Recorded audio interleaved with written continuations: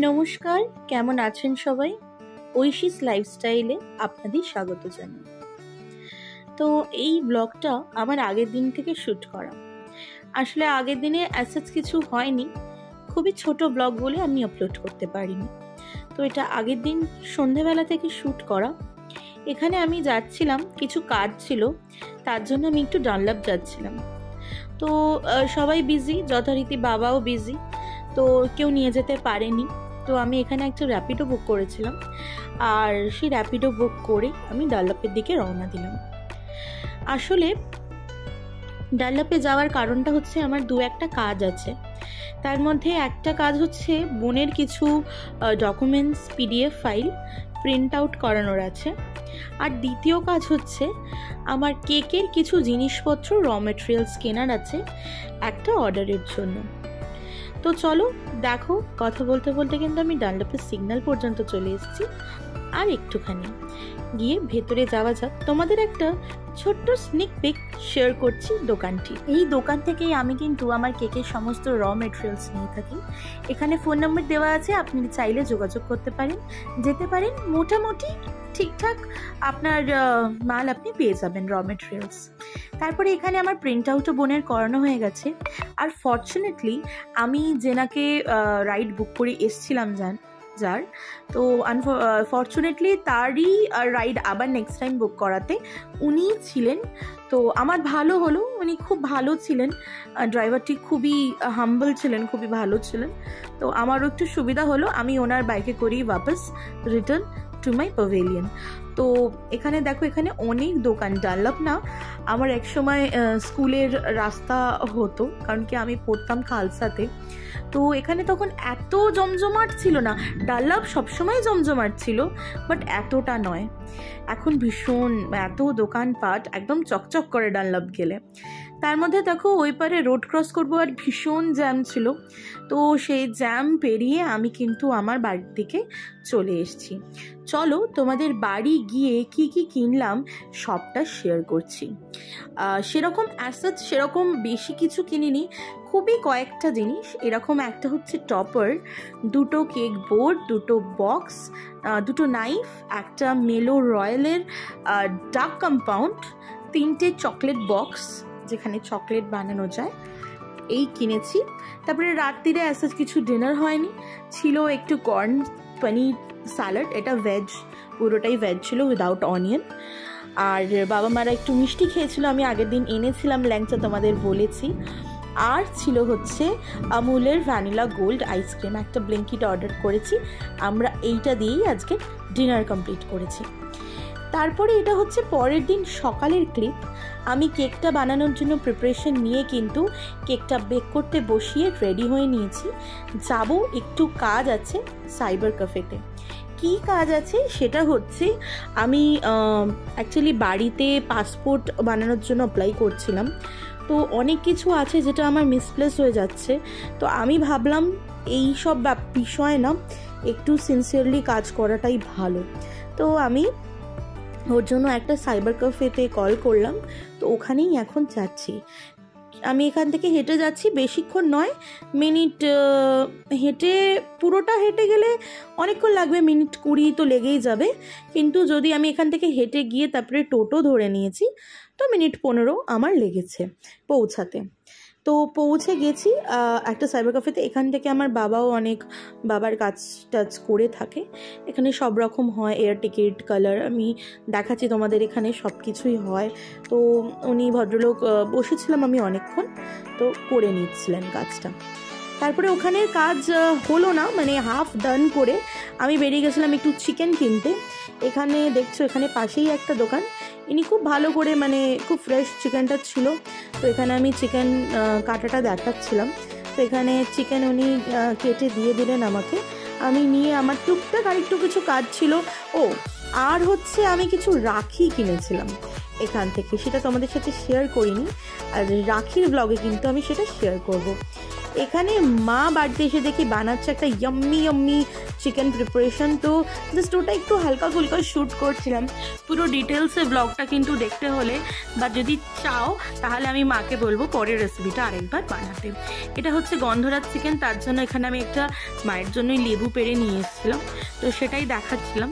তারপরে ওই as usual শক্তিগড়ের ল্যাংচা আমাদের এখনও চলছে। খুব খিদে পেয়েছিল, তারপরে মা তাড়াতাড়ি লাঞ্চ দিয়ে দেয়।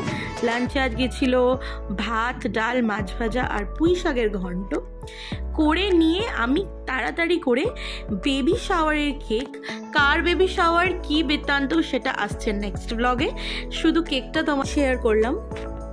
তারপরে এখানে কিন্তু মা ডিনার সার্ভ করে দিয়েছে, হচ্ছে গন্ধরাজ চিকেন, দুটো রুটি আর স্যালাড। এই দিয়ে ডিনারটা ছেড়ে এখানে কিছু প্রপস বানাচ্ছিলাম, কিছু মানে দুটোই প্রপস, মম টু বি আর ড্যাড টু বি। কালকে বেবি শাওয়ার, তোমাদের বললাম কার বেবি শাওয়ার দেখতে গেলে কিন্তু স্টে টিউনড। চলো, এই তো ডিনার করে এলাম।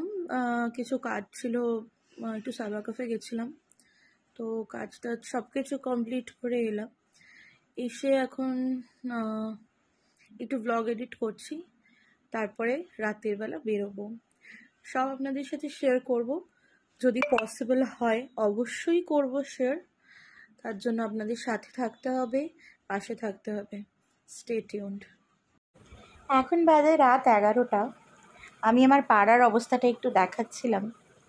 আসলে আমরা একটা এমন সমাজে বাস করি যেখানে এই জিনিসগুলোকে অনেকেই এখনও খুব তুচ্ছ মনে করে, যতক্ষণ না তাদের নিজের ঘরে জিনিসগুলো ঘটছে। তো যাকে দেখো আমি রেডি, আমি এখানে দাঁড়িয়ে আছি, মাও ছিল আমার সাথে। তো আমাদের গাড়ি করে আমরা কিছুটা যাব, আসলে আমরা অনেকটা ভিতরে থাকি, তো কিছুটা যাব রাস্তা, তারপরে আমরা হাঁটবো। তো আমরা বেরোনোর সময়ও একটা প্রবলেম হয়েছিল কি, আমাদের গাড়িটা পাংচার হয়ে গেছিলো। তো আমরা যথারীতি হাওয়া দিয়ে গাড়িতে খেয়ে বেরোই বাড়ি থেকে। আমার মাসি, দাদা এরাও যায়, এরাও জয়েন করে। কিছুটা দূর মানে যাওয়ার পর দেখি প্রচণ্ড জ্যাম। তখন আমরা নেবে পড়ে এই দেখো যে মিছিলটি যাচ্ছে। কিছু জমায়েত হয়েছিল সিথির মোড়ে, তো কিছু মিছিল যাচ্ছিল টুয়ার্ডস ডাল্লাপের দিকে। তো আমরা ওই মিছিলে জয়েন করি কিছুটা হাঁটার জন্য। আমি প্রথমে এই কয়েকটা লোককে দেখে ভেবেছিলাম মিছিলটা সত্যি খুব নমিনাল, সেরকম কেউ আসেনি। বাট ধীরে ধীরে আমি রিয়েলাইজ করলাম যে এখনও মানুষের মধ্যে মনুষ্যত্ব রয়েছে, এখনও মনুষ্যত্ব বেঁচে রয়েছে মানুষের মধ্যে। আর বিশ্বাস করুন, আমি খুব পরিষ্কার মনের একটি মেয়ে, কোনো প্যাচ না রেখে মনে আমি বলছি, কিছু কিছু বয়স্ক ভদ্রমহিলা ছিলেন যারা ঠিক করে হাঁটতে পর্যন্ত পারছেন না, স্ক্রেচার ধরে বা লাঠি ধরে। তারাও কিন্তু তাদের মেয়ের সাথে, ছেলের সাথে সমান তালে হাঁটছেন। গরম, ঘাম, কষ্ট, এত মানুষ, লক্ষ লক্ষ মানুষের যে দল। এই আমার আজ 24 বছরের লাইফ জার্নিতে এখনো অবধি আমারই প্রথম এরকম কিছু দেখা। আমি জানি না কতটা আপনাদের শেয়ার করতে পারছি, কতটা আপনাদের দেখাতে পারছি। এখানে আমার বহু চেনা পরিচিত রিলেটিভস ছিল। এই যে আমি, দেখো আমার পেছনে হাঁটছে আমার দাদা। তারপরে হি অলওয়েজ প্রোটেক্ট আস। তো আমার দাদা একাই গেছিল, এখানে প্রোটেক্টের কিছু নেই। এটা আমার মা, আর এই যে আমার মাসি। আমার মা মাসিরও কিন্তু পায়ের অবস্থা খুব একটা ভালো নয়। তাদেরাও কিন্তু পায়ে লিটারালি তাদের নি ক্যাপ পরতে হয়, তবে তারা ঠিক করে অনেকটা রাস্তা হাঁটতে পারে। তো এই মিছিলে সামিল থাকলাম, নিজের জাস্টিস চাইলাম। শুধু সেই মেয়েটির নয়, আমরা প্রত্যেকজন আজও নিরাপদ নই কলকাতার রাস্তায়। অন্ধকার হলেই বহু মানুষ রয়েছে ছিঁড়ে খাওয়ার জন্য। অনেক কিছু বলেছি, আজ আর বেশি কথা বললাম না, শুধু নিজের জাস্টিসটুকু চাইলাম জানা। আর ধন্যবাদ সেসব সকল ব্যক্তিদের যারা এইভাবে এই প্রোটেস্টের পাশে থেকেছে। সকলকে আমার আন্তরিক ধন্যবাদ। তারপরে আমরা শেষ করে গাড়িতে উঠে পড়েছি বাড়ি যাওয়ার জন্য। আসলে বললাম অনেকটা ভিতরে থাকে, ওই জন্যই দেখছো এখনও বহু মানুষ হেঁটে তাদের বাড়ি ফিরছে। বাবা আসলে রাত্রিরে ছাড়তে ঠিক সেফ মনে করেনি, বললো তোরা খানিকটা রাস্তা দিয়ে যা। আজকের ব্লগটা এখানে। কিছু ভালো লাগলে লাইক কমেন্ট শেয়ার, ভালো লাগলে প্লিজ একটি কমেন্ট মাস্ট।